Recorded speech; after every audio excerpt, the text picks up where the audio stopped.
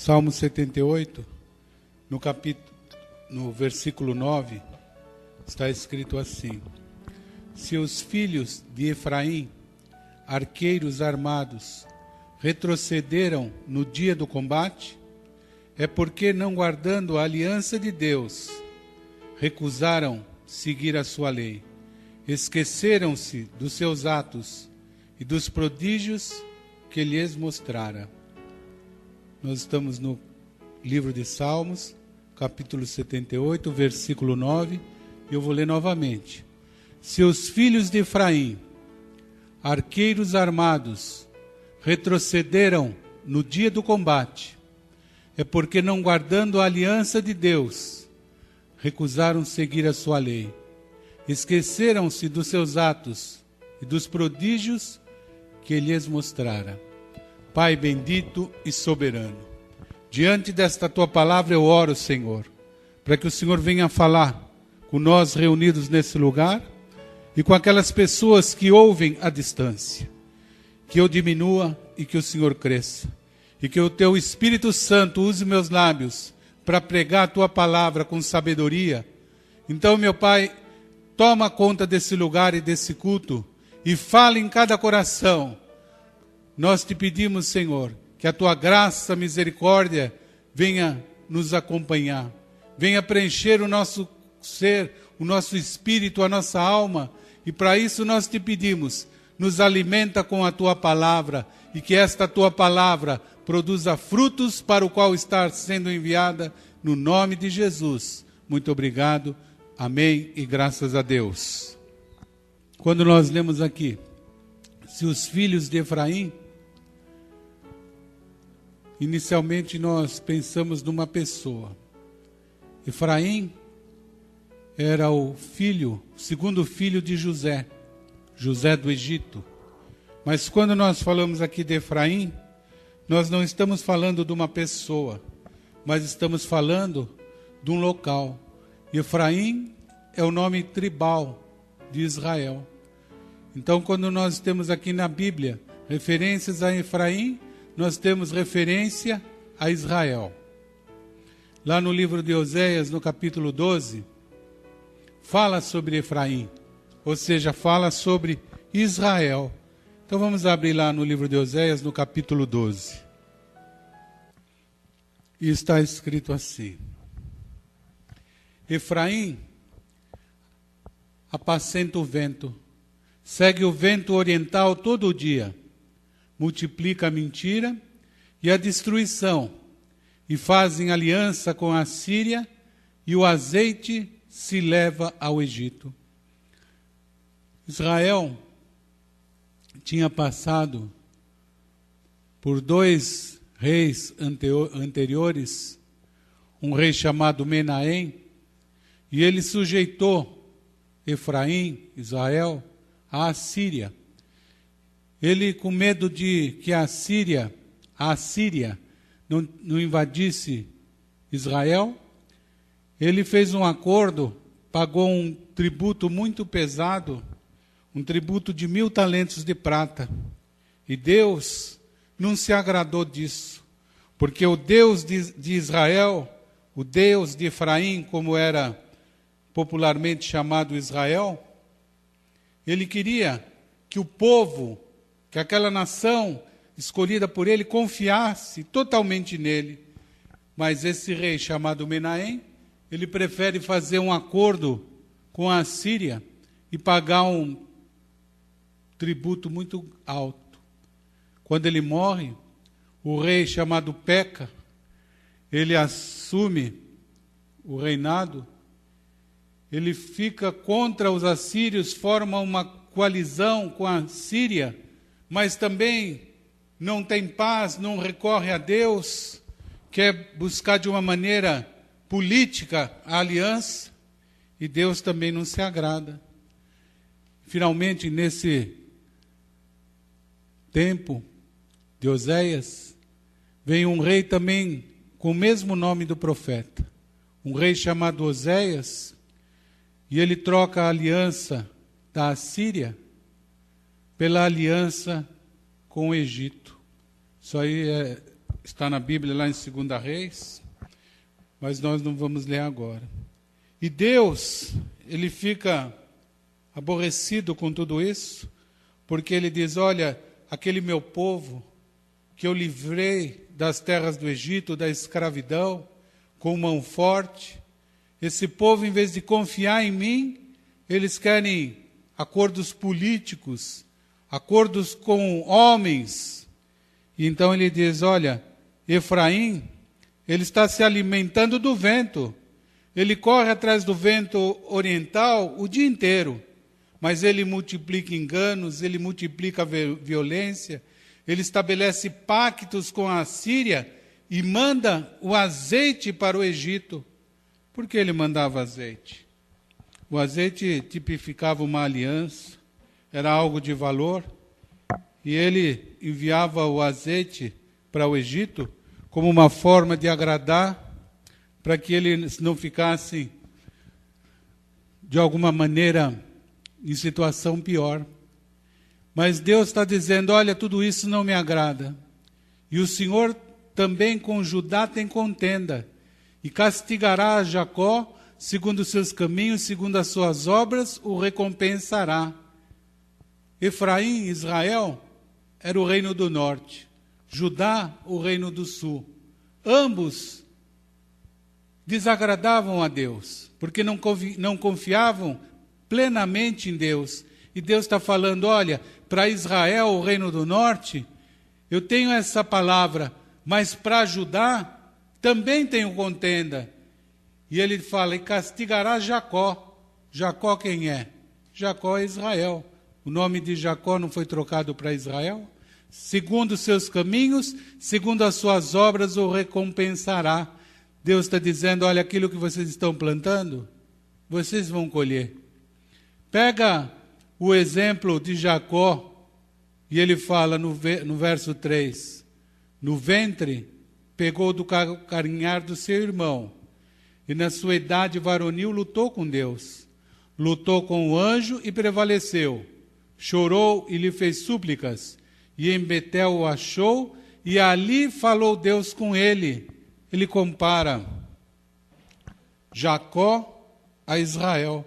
E da mesma maneira que Jacó se arrependeu, e Jacó clamou a Deus, Jacó lutou com o anjo e prevaleceu, e Deus o abençoou e mudou o seu nome de Jacó para Israel. Deus está dizendo, olha, peguem o exemplo de Jacó, que era o usurpador, o enganador, mas ele se arrependeu e ele voltou-se para Deus. E Deus está dizendo, olha, povo de Efraim, peguem esse exemplo, abandone os ídolos, abandone a Síria, abandone o Egito e voltem o coração para mim.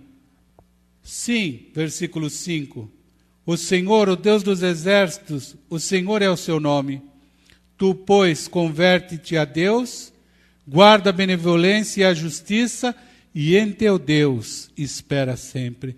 Ele está dizendo, olha, veja como procedeu Jacó.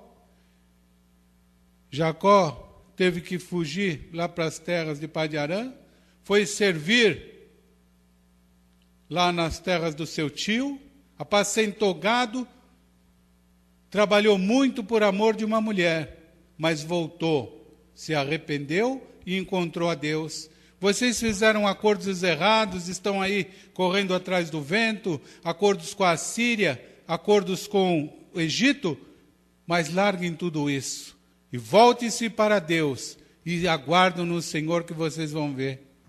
E ele fala no versículo 7, quanto a Canaã, tem nas mãos balança enganadora, ama a opressão.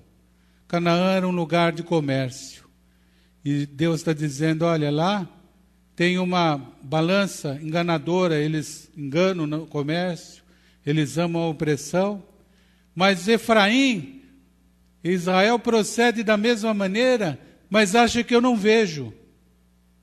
Olha no versículo 8, diz Efraim, certamente eu me tenho enriquecido, tenho adquirido para mim grandes bens em todo o meu trabalho. Não acharão em mim iniquidade alguma que seja pecado. Ele está dizendo, mas Efraim, Israel, faz tudo errado, mas se justifica dizendo, olha, comigo não tem problema, comigo não vai ser encontrado nenhuma iniquidade, mas eu, o Senhor, teu Deus, desde a terra do Egito, eu ainda te farei habitar de novo em tendas, como nos dias de festa solene. Deus está dizendo, olha, Efraim, vocês estão no pecado, vocês estão errados, eu vou permitir, vocês vão ser castigados, mas eu vou restaurar. Vocês ainda vão habitar em tendas, como lá naquela época, na festa dos tabernáculos, onde o povo passava um tempo habitando em tendas para comemorar a saída do Egito, quando eles andavam no deserto. Então seria a festa das cabanas, a festa dos tabernáculos, e Deus está dizendo, olha, com tudo isso, eu ainda vou fazer vocês viver como nos dias de festa solene. Também falei aos profetas, e multipliquei as visões, e pelo ministério dos profetas, usei de esmiles, usei de parábolas. Deus está dizendo tudo isso, já foi anunciado. Vocês sabem de tudo isso. Eu multipliquei visões, eu dei parábolas, eu expliquei tudo. E ele fala no versículo 11, não é Gileade terra de iniquidade? Pura vaidade são eles. E em Gigal sacrificam bois, seus altares são como montões de pedras, nos sulcos dos campos. Deus está dizendo, olha, lá em Gileade só tem iniquidade. Fizeram vários templos, imagens, altos, estão lá fazendo adorações. Para mim não tem nenhum valor, porque Deus queria que o povo o adorasse em Jerusalém, na cidade de Davi. E ele está dizendo, olha, lá em Gigal, eles amontoam pedras para dizer que são altares para mim, mas essas pedras, elas estão como quando se passa o arado na terra e encontra-se pedras e vão se acumulando essas pedras ao lado para que fique aquela terra no sulco para lançar a semente. E eu comparo essas pedras que vocês estão acumulando como altares a esses lugares que estão próximos à terra arada. São como montões de pedras nos sulcos dos campos. Jacó fugiu ao campo de Arão. E Israel serviu por uma mulher. Sim, por uma mulher guardou o gado. Está dizendo quando Jacó fugiu e foi lá para as terras do seu tio Lameque. E lá ele ficou guardando o gado, trabalhando. Mas o Senhor, por meio de um profeta, fez subir a Israel do Egito, e por um profeta foi ele preservado. Deus está dizendo, olha, quando eu tirei Israel das terras do Egito, eu, por intermédio de Moisés, eu preservei o meu povo. Efraim, muito amargamente provocou-lhe a ira. Portanto, sobre ele será deixado o seu sangue, e o Senhor fará cair sobre ele o seu opróbrio. Deus está dizendo, olha, não adianta. Eu posso perdoar, eu posso lançar no mar do esquecimento, mas o que você planta, certamente, você vai colher. Efraim fez tudo errado. Largou o meu concerto, largou a aliança que eu fiz com Abraão. Vocês eram para ser o Isaque de Deus, porque hoje no Novo Testamento, lá no livro de Gálatas, fala que nós somos filhos de Abraão pela fé. Quem é filho de Abraão? Legítimo. É o Isaque. Então, eu, você, nós que cremos pela fé, nós somos os Isaques de Deus. E Deus está dizendo, olha, mas esse povo, quando ele fez a ruptura dessa aliança, e eles buscaram lá na Síria, no Egito, tem consequência, porque eu não me agradei disso. E não pense só que o Efraim, as terras do norte, não. Judá também vai pagar um preço. Mas esse mesmo Deus que fala isso, que é um juiz que age com justiça, e diz que aqui se planta, aqui se colhe, ele age com misericórdia e com graça. E quantas vezes Deus, ele tira de nós aquilo que nós deveríamos pagar, porque por amor ele enviou o seu Filho Jesus. E lá naquela cruz, ele riscou a cédula contrária a nós, e aquele pagamento que nós tínhamos que pagar pelo pecado original, Deus colocou sobre Jesus. Então, ele age com misericórdia, e ele vai agir com misericórdia aqui com esse povo de Israel, com esse povo de Efraim, com esse povo de Judá, logo após eles viverem a consequência do pecado. Davi cobiçou a mulher de Urias, mandou matar o soldado que era fiel, perdeu o seu filho, teve consequência, Deus o perdoou, houve um número grande de mortos pelo pecado de Davi. Mesmo que houvesse o perdão, tem consequência. E Deus está dizendo, o pecado tem consequência, porque o salário do pecado é a morte. E quantos filhos que estão como Isaque para receber a bênção prometida, mas o pecado tem impedido que eu possa abençoar. Mas dias virão em que você, convertendo o teu coração e mudando as tuas atitudes e se arrependendo, eu estenderei a minha mão para abençoá-lo. Qual foi a primeira pregação de Jesus quando ele retorna lá do deserto da tentação? Arrependei-vos. Ou seja, olhem para vocês mesmos, olhem aquilo que vocês praticaram com relação a deuses estranhos, a religiões, obras erradas, idolatria, e arrependam-se, mudem o coração, confiem no único e verdadeiro Deus, que é o Deus de Abraão, de Isaque e de Jacó. Esse foi a primeira palavra de Jesus com referência à pregação. Deus está dizendo a mesma coisa. Olha, se você se encaixa como esse povo de Efraim, que é o povo escolhido, como esse povo de Judá, mas você andou buscando conselho, buscando acordos com deuses estranhos, a Síria, o Egito, você anda correndo atrás do vento e não vai chegar a lugar nenhum, porque você está se alimentando do vento. Hoje é momento de você paralisar, de você mudar o teu coração, de você se converter. Não é o que ele disse para esse povo de Efraim? Lá no verso 6, tu, pois, converte-te ao teu Deus, guarda a benevolência e a justiça, e em teu Deus espera sempre. Essa é a palavra que Deus tem para todos nós. Já no livro de Oséias, como ele está dizendo, falei por meio de esmiles, falei por meio de parábolas, falei por meio de visões, falei de todas as maneiras, mas Israel, o meu povo, optou por outras formas e esqueceu o conserto que eu tenho.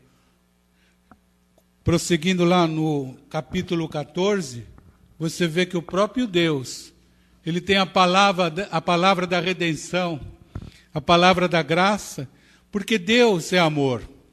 E se Deus nos estender as suas mãos para mudar o nosso coração, para nos perdoar, para nos abençoar, de maneira alguma nós seremos salvos.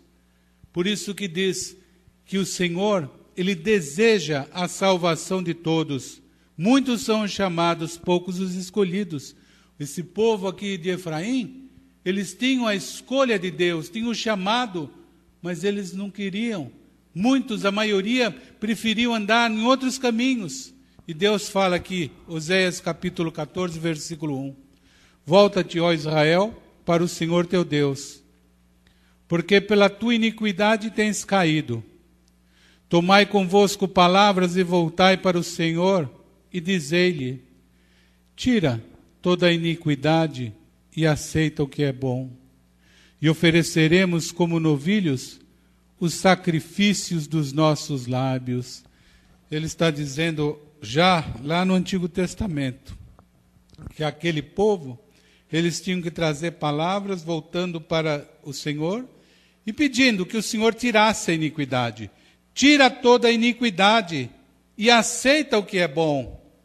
E ofereceremos como novilhos sacrifícios dos nossos lábios. Ou seja, nós vamos mudar o coração.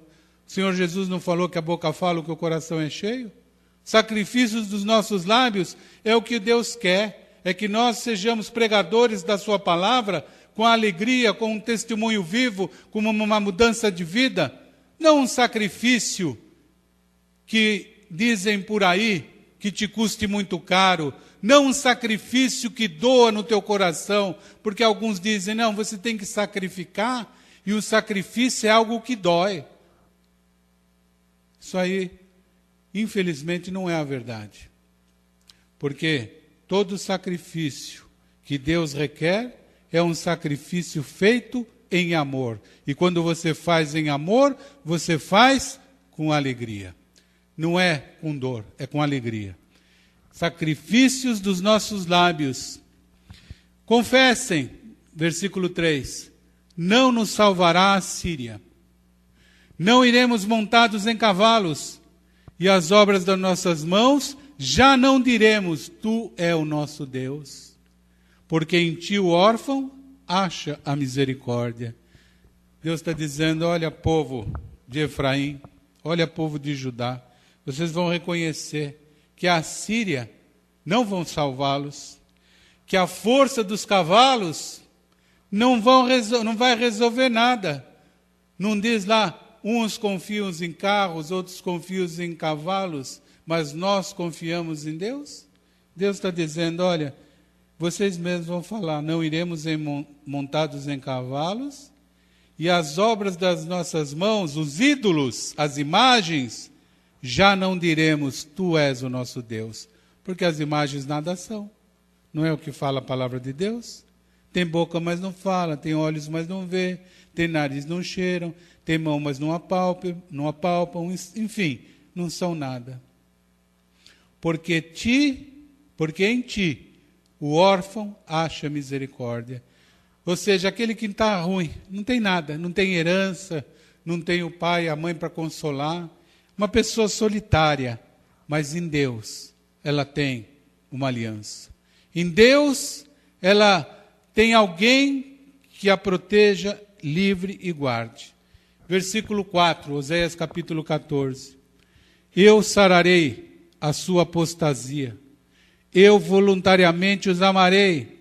Deus está falando, eu vou tirar a apostasia de vocês e por vontade própria, porque eu quero, os amarei. Porque a minha ira se apartou. E eu serei para Israel, para Efraim, como orvalho. E ele florescerá como o lírio, e lançará suas raízes como o Líbano. Estender-se-ão os seus galhos, e a sua formosura será como o da oliveira, e a sua fragrância como a do Líbano. Voltarão os que habitam a sua sombra, e reviverão como o trigo, e florescerão como a vide, e o seu renome será como o vinho do Líbano. Deus está dizendo, olha, vou perdoar, vou mudar, vão voltar a ter o que é de vocês, vão florescer. E Efraim vai dizer, o que tenho eu com os ídolos? A idolatria vai ser lançada fora. E o próprio Deus diz, sou eu que respondo e cuido de ti.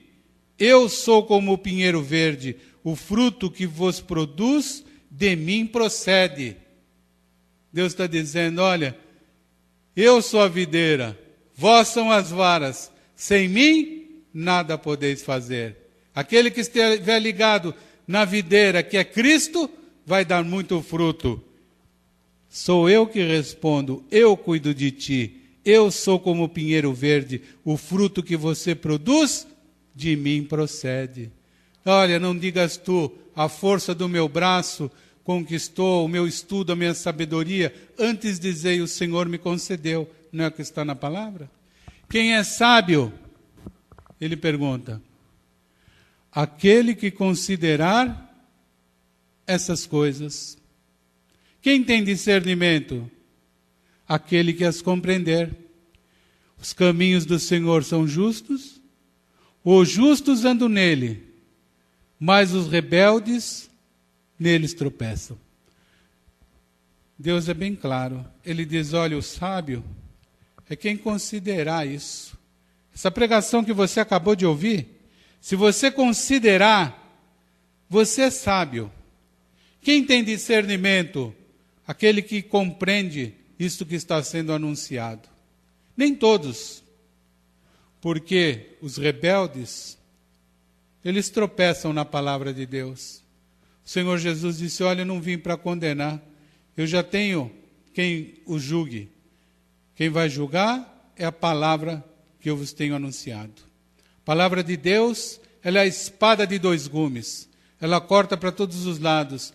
Você recebe a palavra, ela não volta vazia. Mas um dia, essa palavra vai ser cobrada da tua alma. O dia que o Senhor te chamar, você não vai alegar desconhecimento, ignorância, porque Deus vai dizer, olha, no dia 16 de setembro de 2018, essa palavra saiu da minha boca para o teu coração. Você procurou abrir o teu coração para que eu entrasse e fizesse morada, uma aliança com você? Ou você foi rebelde? Os rebeldes tropeçam na minha palavra, mas os que têm sabedoria são aqueles que consideram essas coisas e têm discernimento para compreender, assim diz o Senhor. Agora talvez você diga, aí no Novo Testamento, no Pacto da Graça, na Nova Aliança, como fica tudo isso que foi anunciado? Vamos abrir a carta aos Romanos no capítulo 12. No versículo 2 está escrito assim.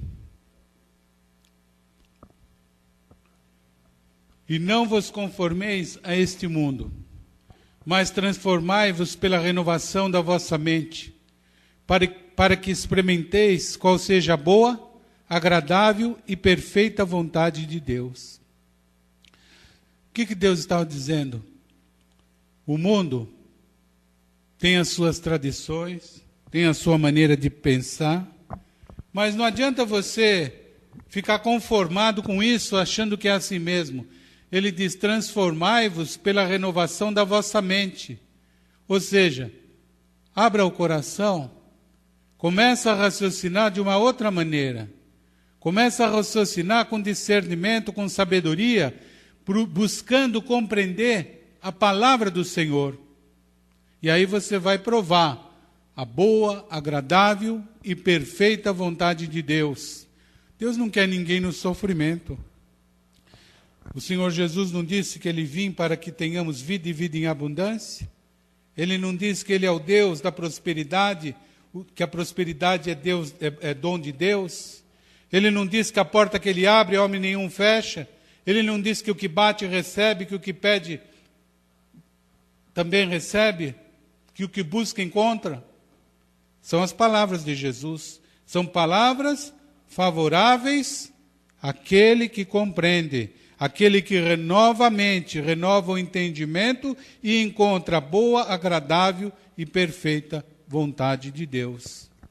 Porque pela graça que me foi dada, diz o apóstolo Paulo, digo a cada um dentre vós, que não tenha dentro de si o mais alto conceito do que convém, mas que pense de si sobriamente conforme a medida da fé que Deus repartiu a cada um. Ele está dizendo, olha, não adianta você ser soberbo e achar que você é privilegiado e que você é melhor do que alguém. Assim como aquele povo de Efraim, o povo de Israel, porque era o meu povo, eles se faziam mercadores como Canaã, mas diziam que não tinham iniquidade porque eram o meu povo, mas tinham, e eu enxergava, assim como o Judá também eu tinha algo contra. Não adianta você querer dizer que você tem um alto conceito, que você tem privilégios especiais. Quando você olhar para você mesmo, pense sobriamente, ou seja, tenha humildade. Tudo veio de Deus. E ele diz, porque assim como em um corpo temos muitos membros, e nem todos os membros têm a mesma função, assim nós, embora muitos, somos um só corpo em Cristo, e individualmente uns dos outros. Ele diz, olha, o corpo é um só, a mente tem que ser de Cristo. Mas individualmente nós temos que ser solidários, nós somos uns dos outros, de modo que tendo diferentes dons, segundo a graça que nos foi dada, se é profecia, seja ela segundo a medida da fé. Se é ministério, seja em ministrar. Se é ensinar, que haja dedicação ao ensino. Ou o que exorta, use esse dom em exortar. O que reparte, faça com liberalidade. O que preside com zelo, e o que usa de misericórdia, com alegria. O amor não seja fingido. Aborrecei o mal e apegai-vos ao bem. Amai-vos cordialmente uns aos outros com amor fraternal, preferindo-vos em honra uns aos outros. Não sejais vagarosos no cuidado, sede fervorosos no espírito, servindo ao Senhor. Alegrai-vos na esperança, sede pacientes na tribulação, perseverai na oração. 3 quesitos básicos. Tem tribulação? Tem problema? Seja paciente. Tenha alegria na fé, ou seja, na esperança que Deus vai mudar a tua situação, que Deus é amor. Persevera na oração. Acudir os santos nas suas necessidades. Está dizendo, olha, dê prioridade ao povo de Deus, a esses separados que se esforçam para anunciar a palavra de Deus, aos irmãos da fé, os domésticos da fé. Exercei a hospitalidade. Abençoai aos que vos perseguem. Abençoai e não amaldiçoeis. Alegrai-vos com os que se alegram e chorai com os que choram. Sede unânimes entre vós, não ambicioneis coisas altivas. Esse versículo chama muito a atenção. Sede unânimes entre vós, não ambicioneis coisas altivas, mas acomodai-vos às humildes. Não sejais sábios aos vossos olhos. Tem alguém que prega diferente do que isso. A ninguém torneis mal por mal. Procurai as coisas dignas perante todos os homens. Se for possível, quando depender de vós, tende paz com todos os homens. Não vos vingueis a vós mesmos, amados, mas dai lugar à ira de Deus, porque está escrito, minha é a vingança, e eu retribuirei, diz o Senhor. Antes, se teu inimigo tiver fome, dá-lhe de comer. Se tiver sede, dá-lhe de beber. Porque fazendo isso, amontoarás brasas vivas de fogo sobre a sua cabeça. E terminando, não te deixes vencer do mal, mas vence o mal com o bem. Quando você faz isso, a promessa de Deus é que você vai experimentar a boa, agradável e perfeita vontade de Deus. Ou seja, você vai entregar o teu coração para Deus, Deus vai mudar a tua sorte, aquela cédula, aquela situação contrária de morte, de perdição, Deus vai riscar. E quando você entrega a tua vida para Jesus, você passa de criatura a filho de Deus. E tudo aquilo que era projetado pelo inimigo contra a tua vida, aquele que veio para roubar, matar e destruir, o Senhor tira da tua vida. E Ele diz, olha, vai ter tribulação, mas quando essa tribulação vier, seja paciente. vai ter dificuldade, vai ter luta, talvez enfermidade, mas tenha esperança. Perseverai na oração. Espera em Deus, ó Efraim. Espera em Deus, ó Israel. Espera em Deus, você que é o Isaque de Deus, porque você é filho da promessa. Você é filho de Abraão pela fé. E Deus tem uma promessa de salvação para a tua vida. Mas essa promessa de salvação, ela só acontece quando você abre o teu coração, quando você fala: ora vem, Senhor Jesus, entra e faz morada. Eu abro agora a porta do meu coração e te peço, Jesus, entra. Eu quero receber do teu Espírito Santo, eu quero receber do Senhor aquela unção que transforma o meu coração, porque eu sei, Senhor, que assim como o Senhor fez com aquele povo de Efraim, que mudou o coração, apagou a iniquidade e fez com que eles confessassem sacrifícios de louvor, da mesma maneira o Senhor vai fazer comigo, porque eu creio, Deus, que o Senhor é o Deus que transforma o coração, que apaga a iniquidade, que perdoa e lança no mar do esquecimento tudo aquilo que eu cometi, desde que eu me arrependa. E eu quero ouvir as palavras do Senhor Jesus, quando Ele anunciou: arrependei-vos, porque é chegado o reino dos céus. E nesse momento eu faço isso. Eu, em nome de Jesus, eu quero me arrepender. E eu quero começar uma nova vida. E por isso, eu quero nesse momento entregar minha vida para Jesus. Eu quero receber o Senhor Jesus como meu único, suficiente, exclusivo e eterno Salvador. Pai querido, eu um dia recebi Jesus como meu Salvador, mas as dificuldades do dia a dia, as afrontas, as situações contrárias, elas fizeram com que eu me afastasse do Senhor. E assim como aquele povo de Efraim, eu busquei auxílio em outros lugares, em outros deuses. Eu busquei auxílio confiando em homens e me afastei do Senhor.